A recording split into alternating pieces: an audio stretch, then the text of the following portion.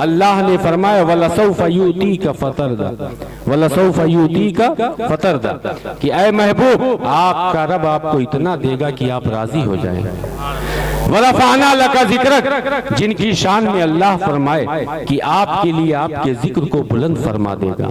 اس ذات میں اگر کوئی عیب جوئی کی لا صحیح لا حاصل کرے، ممکن جو چیز نہ ہو اس کو حاصل کرنے کی کوشش کرے، وہ کیسے مسلمان ہو سکتا ہے؟ مسلمانوں ہمارا تو طریقہ یہ ہے، اعلیٰ حضرت فرماتے ہیں کہ رسول پاک کی ذات تو بہت بڑی چیز ہے، رضا کسی سگے طیبہ کے پاؤں بھی چومے، تم اور آہ کی اتنا دماغ لے کے چلے۔ یہ صحابہ کا طریقہ ہے، جو طریقہ لے کے سیدنا ابو بکر صدیق چلے تو صدیق اکبر بن کے چلے، حضرت عمر ابن خطاب لے کے چلے تو فاروق اعظم بن کے چلے، حضرت عثمان غنی چلے اسی محبت اور اسوہ کو لے کے تو حیا اور شجاعت اور سخاوت کے پیکر بن کے چمکے، مولائے کائنات لے کے چلے تو شجاعت کے علم بردار بن کے چمکے، حضور سیدنا غوث پاک سیادت اور غوثیت کے بے تاج بادشاہ بن کے چمکے۔ مسلمانوں یہ اسوہ اور محبت رسول ایسا انعام ہے کہ قسم خدا کی جس کو یہ حاصل ہو جائے وہ دنیا کی کسی بھی طاقت سے نہیں ڈرتا۔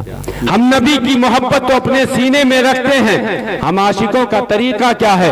اعلیٰ حضرت عظیم البرکت سے پوچھو، ان کے در کے پروردوں کا عالم یہ ہے کہ آپ کی ایک خلفاؤں میں آپ کے خلفاؤں میں ایک عظیم خلیفہ جنہیں دنیا حضور شیر بے شیر اہل سنت کے نام سے جانتی ہے، جنہیں حضور علامہ حشمت علی کے نام سے جانا جاتا ہے، اہل لکھنؤ کو ان کی ذات کو ضرور جاننا چاہیے، کیونکہ وہ پیلی بھیتی بعد میں ہیں، پہلے وہ لکھنوی ہیں۔ ان کی شان، ان کی عظمت اور ان کا کردار کیسا رہا ہے مسلمانوں، ان کی تاریخ پڑھو۔ اعلیٰ حضرت کی بارگاہ کا انہوں نے فیض پایا، عشق مصطفیٰ کا انہوں نے جام پیا تو کتنا کمال آیا کہ رسول پاک کی ذات تو ذات، ان کے غلاموں کی اتنی محبت، ایسی محبت، اتنا ادب و احترام آپ کے دل میں آیا کہ آپ ایک مختصر واقعہ سماعت کریں کہ آپ کسی محفل میں شریک تھے، ابھی آپ کھانا تناول فرما رہے تھے، ایک خطیب صاحب تقریر کر رہے تھے، دوران خطاب وہ کہہ رہے تھے، وہ بیان کر رہے تھے، حضرت بلال کا تذکرہ آ گیا۔ حضرت بلال کون ہے؟ حضرت بلال وہ ہے کہ جن پر نگاہ مصطفیٰ پڑھی کہ آقا نے جنہیں خرید کر انمول کر دیا۔ حضرت سیدنا صدیق اکبر کو فرمایا تھا کہ انہیں خرید لو، آپ نے انہیں خریدا تھا۔ حضرت بلال کون ہے کہ جن کے سینے پر پتھر رکھے گئے، جن کو تپتی ریت پر لٹایا گیا اور یہ خواہش کی گئی اللہ رسول کا نام چھوڑ دے، لیکن انہوں نے دنیا کی ہر اذیت برداشت کی لیکن اللہ رسول کا ذکر نہ چھوڑا۔ اللہ نے انعام کیا دیا کہ آج بھی ان کا ذکر باقی ہے، اور محبان اہل بیت جب نبی کے گھرانے کا تذکرہ کرتے ہیں تو اس عاشق کا بھی تذکرہ کرتے ہیں، اگرچہ وہ خاندان سے نہیں ہے، ملک حبش کا رہنے والا ہے، لیکن اتنا عزیز ہے کہ آج بھی وہ محفلوں میں، ہماری ذکر میں، ہماری محبتوں میں وہ شامل رہتے ہیں۔ حضور شیر بے شیر اہل سنت ہیں، ایک محفل میں شریک ہیں، خطیب صاحب تقریر کر رہے تھے، دوران تقریر حضرت بلال کا تذکرہ آتا ہے۔ مسلمانوں نبی کی بارگاہ کا عشق اور ادب کیسا ہونا چاہیے یہ سیکھو آپ۔ حضرت بلال نبی کے غلام ہیں، نبی کے عاشق ہیں، ان کا تذکرہ ہے۔ خطیب صاحب تقریر کر رہے ہیں، کہہ رہے ہیں کہ حضرت بلال کا رنگ اتنا کالا تھا، اتنا کالا تھا جیسے کہ کوئلہ۔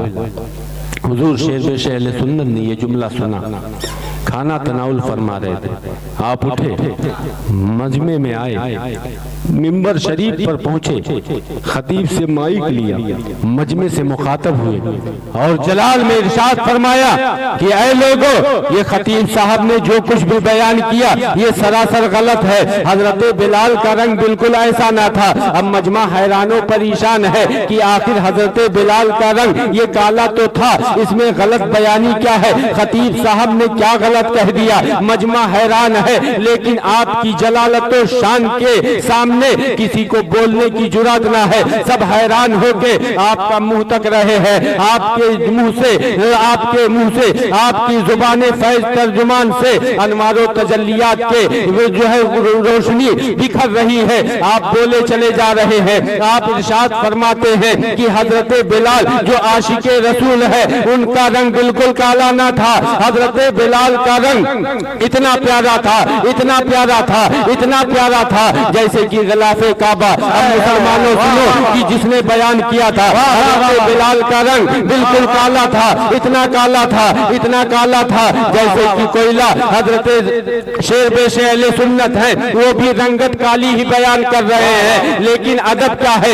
عشق مصطفیٰ اور عاشقان مصطفیٰ سے محبت کا انداز کیا ہے؟ وہ کہتے ہیں کہ ان کا رنگ ایسا نہ تھا، ایسا نہ تھا، بلکہ اتنا پیارا تھا، اتنا پیارا تھا جیسے کہ غلاف کعبہ ہے۔ مسلمانوں یہ محبت کا انداز ہوتا ہے۔ بہت عمدہ ماشاءاللہ۔ اسی لیے تو اعلیٰ حضرت نے کہا تجھ سے در در سے سگ سے ہے مجھ کو نسبت، میری گردن میں بھی ہے دودھ کا ڈورا تیرا۔ واہ واہ واہ۔ حضور سیدنا غوث پاک کی محبت کی تم بات کرتے ہو۔ اعلیٰ حضرت کہتے ہیں اس بارگاہ کے کتوں سے میں محبت اتنی کرتا ہوں کہ اس بارگاہ کے کتوں کے گلے میں جو پٹا ہو وہ پٹا احمد رضا کے گلے میں ہو۔ اس دربار میں پھرنے والے، بغداد میں رہنے والے کتوں سے یہ نسبت اور یہ شرف ہم عاشقان غوث و خواجہ اور رضا رکھنا چاہتے ہیں۔ مسلمانوں یہ بڑے نصیبے کی بات ہے۔ بے شک بے شک۔ نسبت سے شے ممتاز ہوتی ہے۔ بے شک۔ میں مبارکباد پیش کرتا ہوں دارالعلوم فیضان مصطفیٰ کے اساتذہ اور طلبہ کو، ان طالبان علوم نبویہ نے حضور سیدنا غوث پاک کی محبت میں یہ محفل سجائی۔ مسلمانوں غوث اعظم رضی اللہ تعالیٰ عنہ کی شان کیا ہے؟ ان کے مرتبہ و مقام کو وہی سمجھ سکتا ہے کہ جس کے سینے میں ایک سچا اور اچھا دل ہے، بے شک۔ عشق مصطفیٰ سے لبریز دل ہے، جس کو اللہ کے بارگاہ کا قرب حاصل ہے، بے شک۔ جو ولیوں کی بارگاہ سے لگا ہوا ہے اور ان سے محبت کرنے والا ہے، وہی حقیقی معنوں میں اللہ کے ولیوں کی شان سمجھ سکتا ہے۔ کیونکہ قرآن بیان فرماتا ہے ان الذین آمنوا وعملوا الصالحات سیجعل لهم الرحمن ودا، کہ بلا شبہ کہ جو لوگ ایمان لائے اور اچھا عمل کیے اللہ ان کی محبت لوگوں کو دلوں میں ڈال دے گا۔ اب مسلمانوں کیا آپ سمجھتے ہیں کہ آپ یوں ہی چلے آئے حضور سیدنا غوث پاک کی محفل میں؟ نہیں، بلکہ اللہ نے یہ کرم کیا کہ جہاں اللہ نے غوث پاک کے فیض کو، ان کے نام کو پوری دنیا میں عام و تام فرمایا، وہیں ہم اور آپ یہ خوش نصیبی حاصل کیے ہیں۔ یہ دارالعلوم فیضان مصطفیٰ کے طلبہ ہے کہ جن کے دلوں میں اللہ نے محبت اولیاء ڈالی ہے۔ اللہ نے یہ محبت حضور سیدنا غوث پاک کی ہمارے اور آپ کے دلوں میں ڈالی، یعنی ہمارے سینوں کو، ہمارے دلوں کو اپنے اولیاء کی محبت کے لیے چنا، تبھی آج ان کی محبت ہمارے سینوں میں ہے۔ کیونکہ رب فرماتا ہے بلا شبہ جو لوگ ایمان لائے اچھا کام کیے اللہ ان کی محبت لوگوں کے دلوں میں ڈال دے گا۔ جہاں یہ پتا چلتا ہے کہ اولیاء کی محبت لوگوں کے دلوں میں ڈالی جاتی ہے، وہیں یہ بھی تو معلوم پڑتا ہے کہ ایسے بھی دل ہوتے ہیں جن دلوں میں اللہ اپنے محبوبوں کی محبت ڈالتا ہے۔ اپنے نصیبے پر ناز کرو۔ اللہ نے ہمارے اور آپ کے دل کو اپنے محبوبوں کی محبت کے لیے چن لیا۔ تبھی تو حضور سیدنا غوث پاک نے جب منبر پر کھڑے ہو کے فرمایا قدمی حاضی علی رقبت کل ولی اللہ، کہ میرا یہ قدم کل اولیاء کی گردن پر ہے۔ تو جس ولی نے جہاں سنا وہیں سر جھکا کے آپ کی بارگاہ میں تعظیم بجا لائے، आला हजरत फरमाते हैं जो वली कब्ल हुए बाद हुए या होंगे सब अदब रखते हैं दिल में मेरे आका तेरा। वली रा वली निशनासत, वली को वली पहचानता है। आपके हिंदुस्तान की सरजमीन पर जो बेताज बादशाह हैं, जिनकी बादशाहत को अल्लाह ने कायम फरमाई, जिन्हें ख्वाजा खाजगा ख्वाजा मोइनुद्दीन चिश्ती हसन संजरी अल मारूफ गरीब नवाज से जाना पहचाना जाता है। जब इन्होंने हुजूर सैयदना गौसे पाक के इस ऐलाने आम को सुना, आपने अपने सर को झुकाया और अर्ज किया था कि ऐ हुजूर सैयदना गौसे पाक, आपका सिर्फ कदम मोइनुद्दीन की गर्दन पे ही नहीं, मोइनुद्दीन का सर भी हाजिर है। आप उसके सर पर, उसकी गर्दन पर कदम रखे।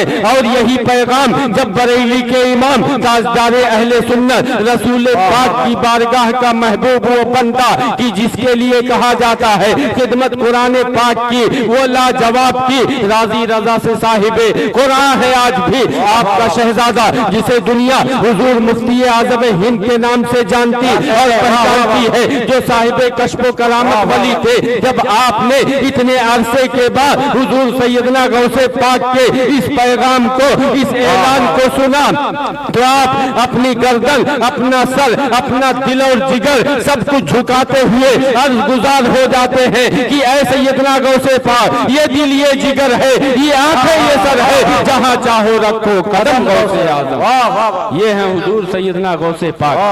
नारे तकबीर, नारे रिसालत, जश्न गौसुल वरा, उलमाए अहले सुन्नत, मसलके आला हजरत, नारे तकबीर, नारे रिसालत। बहुत उम्दा माशाअल्लाह। ये इल्म का ही कमाल है मुसलमानों। इल्म से ही हमें उसवे रसूल आता है, सुभान अल्लाह। इल्म से ही हमें कुरान की आयतों का तर्जमा आता है, सुभान अल्लाह। इल्म से ही, यानी इल्म मुस्तफ़ा ही है कि जिस चीज को अल्लाह ने हमारे लिए आइडियल बनाया।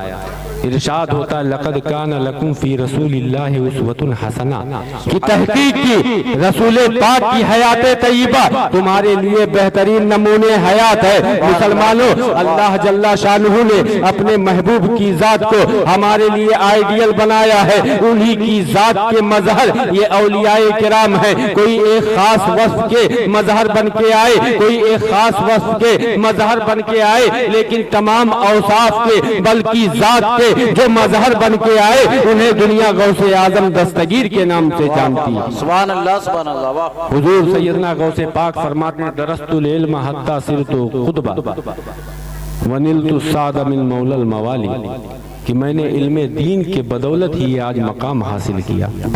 इल्मे दीन है क्या मुसलमान? इल्मे दीन कुरान और हदीस की तालीमात का नाम है। रसूल पाक की प्यारी जिंदगी को समझने और उस मुताबिक जिंदगी गुजारने का नाम है। जिस चीज को सहाबा ने समझा तो वो नज्म बन के चमके, सितारे बन के चमके। अल्लाह के प्यारे नबी ने जिनके ताल्लुक से फरमाया असहाबी कन्नुजुम बिअय्यिहिम इक्तदैतुम इह्तदैतुम, कि ऐ लोगों ये मेरे सहाबा सितारों की मानिंद है, इनमें से जिस किसी के इक्तदा करोगे हिदायत पा जाओगे। अल्लाह ने उनकी शान में ये फरमाया रदी अल्लाह अन्हुम व रदू अन, कि ये सहाबा हैं कि जिनसे अल्लाह राजी हुआ और ये अल्लाह से राजी हुए। ये सहाबा कौन है? ये नबी के नाम पर अपना तन मन धन सब कुछ कुर्बान करने वालों की जमात का नाम सहाबी रसूल है। इनका इश्क कैसा था, इनकी मोहब्बत कैसी थी? हजरत खालिद इब्ने वलीद है कि जो मैदान जिहाद में एक बहुत बड़ा नाम है, ऐसा मुजाहिद है कि जिसकी तारीख ये बयान की जाती है एक जुमा से लेके दूसरा जुमा कोई ऐसा नहीं गुजरता था कि जिस तारीख में जिस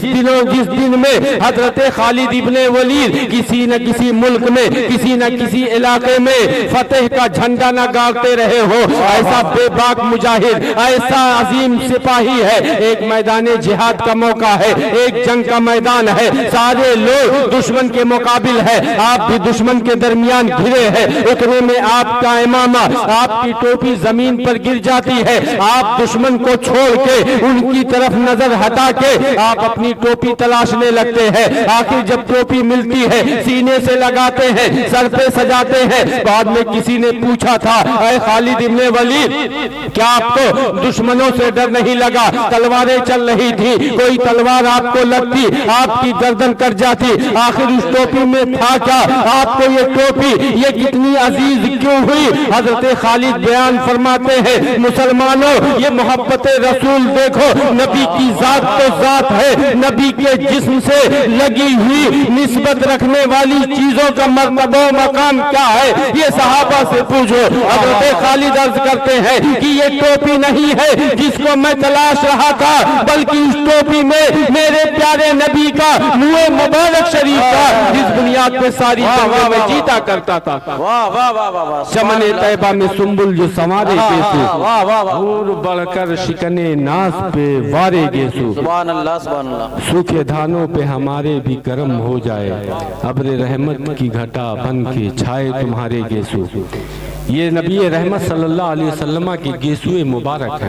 سبحان اللہ، میدان جہاد میں اتنا عظیم مجاہد ہے، مسلمانوں یہ نسبتیں بڑی عظیم طاقت رکھتی ہیں۔ بے شک اللہ تعالی مسبب الاسباب ہے، بے شک قادر مطلق وہی ہے، بے شک، بیٹا بیٹی دینے والا وہی ہے، ہر شے کا خالق و مالک وہی ہے۔ بے شک، ہم انبیاء کرام کی طرف چیزوں کی تنسیب کرتے ہیں، نسبت کرتے ہیں، ہماری مرادیں یہی ہوتی ہیں کہ رب ہے موتی یہ ہے قاسم، ہاں ہاں، رزق اس کا ہے کھلاتے یہ ہیں، ٹھنڈا ٹھنڈا میٹھا میٹھا پیتے ہم ہیں پلاتے پلاتے یہ ہیں۔ ہیں، واہ واہ، نبی سے بڑھ کے کون ہو سکتا ہے جن کی شان یہ ہے لا یمکن الثناء کما کان حقہ، بعد از خدا بزرگ تو یہ قصہ مختصر کہ یا رسول اللہ آپ کی ثنا ممکن نہیں، بس اتنا ہے کہ جو اعلیٰ حضرت نے کہا لیکن رضا نے ختم سخن اس پہ کر دیا، خالق کا بندہ خلق کا آقا کہوں تجھے، بس قصہ مختصر یہ ہے کہ یا رسول اللہ اللہ کے بعد اگر کسی کا مرتبہ و مقام ہے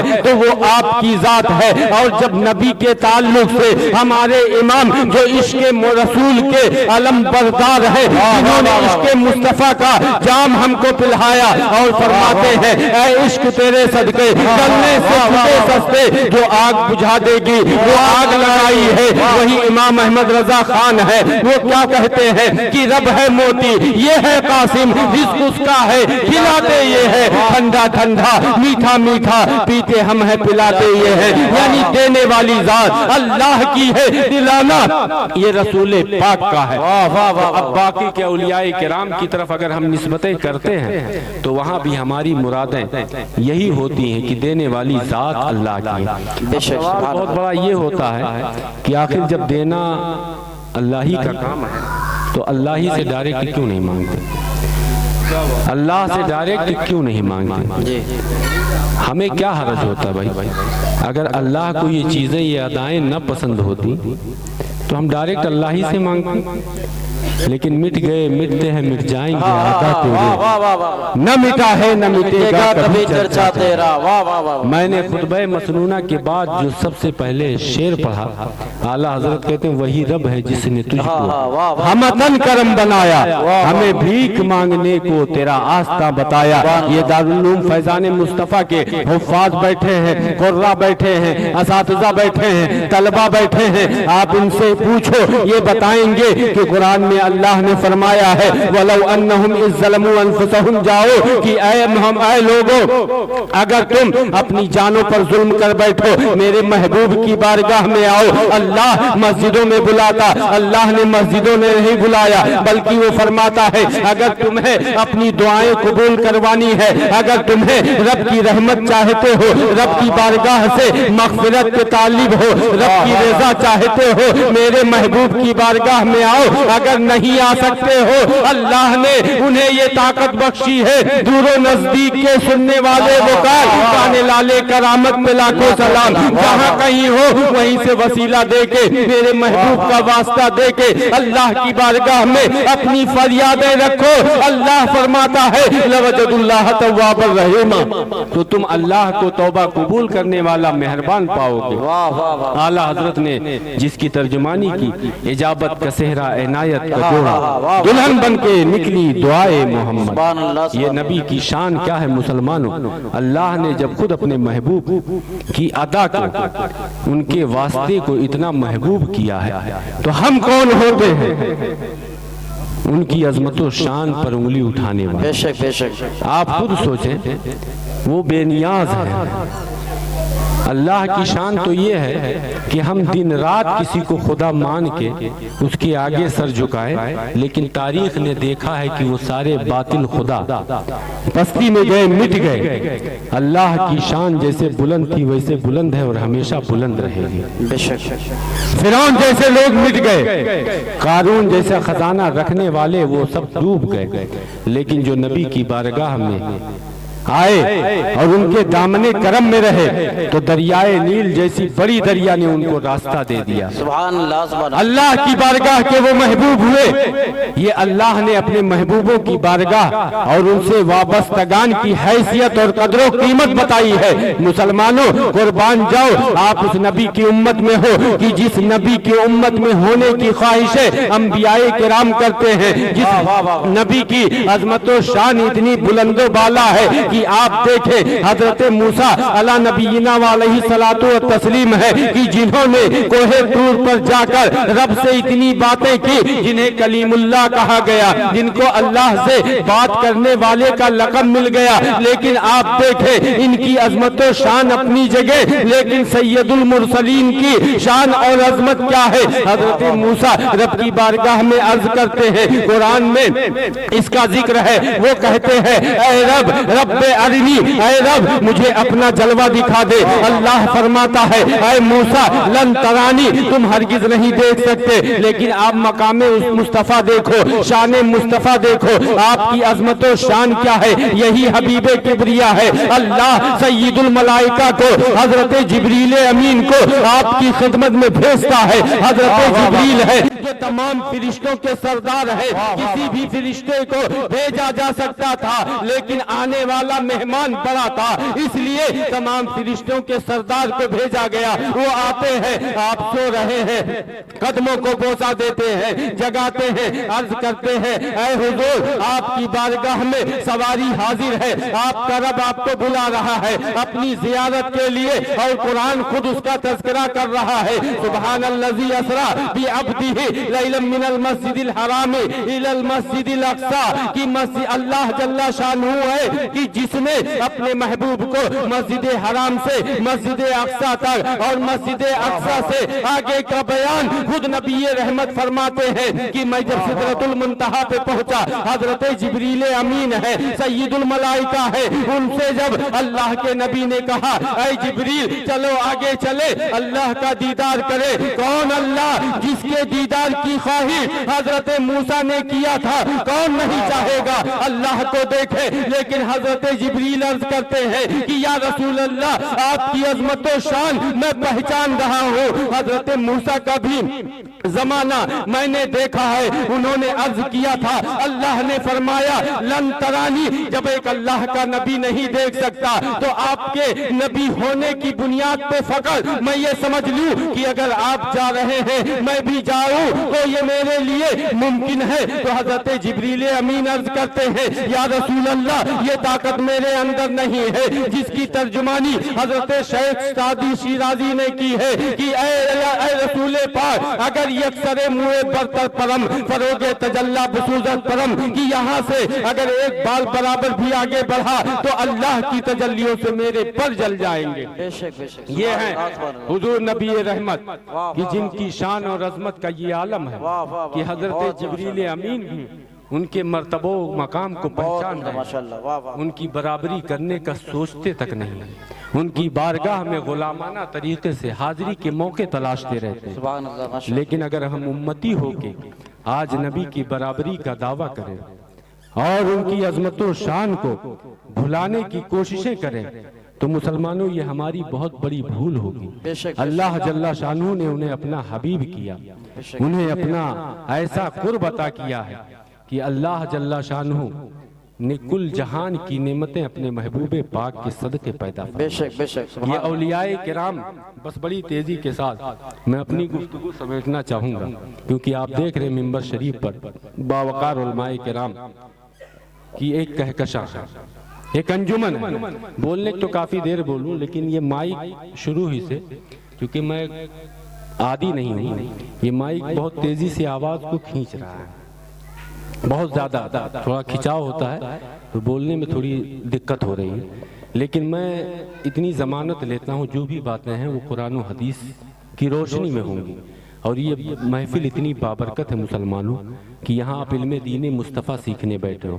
اللہ کے پیارے نبی فرماتے ہیں کہ جب ایک شخص ایسی پاکیزہ محفلوں کے لیے نکلتا ہے تو جیسے ہی وہ قدم نکالتا ہے اللہ اپنے فرشتوں کو حکم فرماتا ہے کہ ان کے اوپر اپنے رحمت کے پروں کا سایہ کریں۔ سبحان اللہ سبحان اللہ۔ سرکار فرماتے ہیں جب وہ ایسی محفلوں میں جا کے بیٹھ جاتا ہے جہاں اللہ و رسول کی باتیں ہوتی ہیں تو وہ رحمت کے حوض میں غوطہ زن ہو جاتا ہے، یہاں تک کہ وہ رحمت کے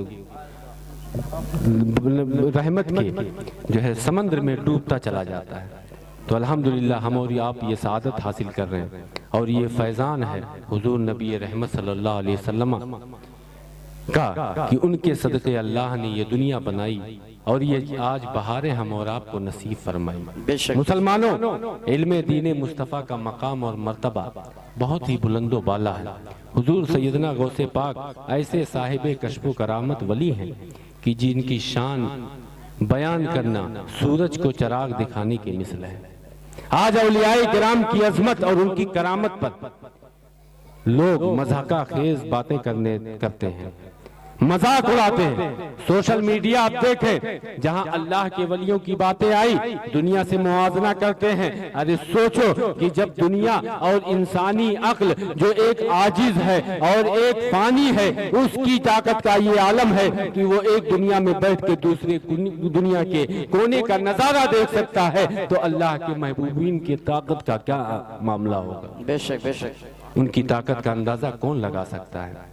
حضور سیدنا غوث پاک بہت عظیم الشان اللہ کے ولی ہیں، ان کی عظمت و شان بہت بلند و بالا ہے۔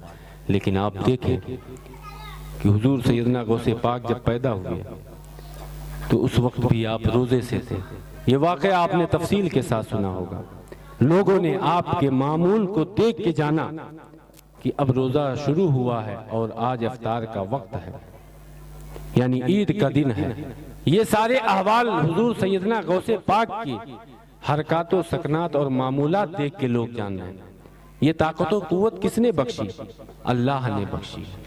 اللہ نے یہ عظمت و شان اپنے محبوب ولی کو عطا فرمائی۔ بے شک سبحان اللہ۔ لیکن اس کے باوجود کچھ آپ کے معمولات، دنیاوی معمولات اگر وقوع پذیر ہوئے تو وہ صرف اور صرف انسانی تقاضے کے مطابق اللہ جل شانہ یہ دکھاتا ہے کہ ایک لمحے کے لیے بھی اگر اللہ کی طرف سے نظر دنیا کی طرف آئے تو انسان کی کیا حیثیت ہوتی ہے، اور جو اللہ کی یاد میں اس کے ذکر میں غرق رہے اس کا مرتبہ و مقام کیا ہوتا ہے، اس کی عظمت و شان کیا ہوتی ہے۔ مسلمانوں، یہ حضور سیدنا غوث پاک ہیں، آپ کی عظمت و شان اتنی بلند و بالا ہے کہ آپ نے جب اپنی والدہ سے اجازت طلب کی تھی کہ اے امی جان میں مزید علم کی تحصیل کے لیے ایک مدرسے میں جانا چاہتا ہوں، وہاں علم حاصل کروں گا، حضور سیدنا غوث پاک کی والدہ جو اتنی نیک بخت تھی، اتنی باسعادت خاتون تھی، اتنی عظیم خاتون تھی۔ مسلمانوں،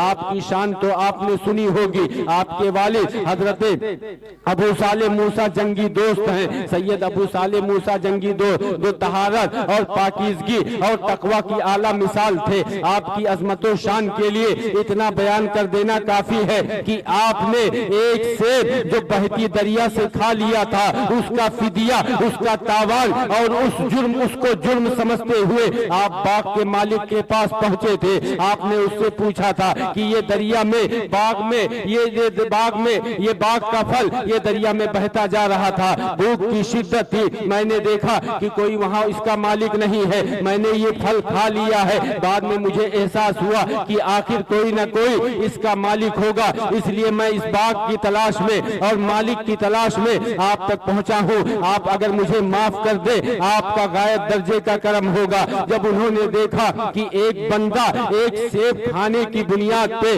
جو دریا میں بہ رہا ہے معافی کا طلبگار بن کے آیا ہے، یہ کوئی معمولی انسان نہیں ہوگا۔ مولاي صل وسلم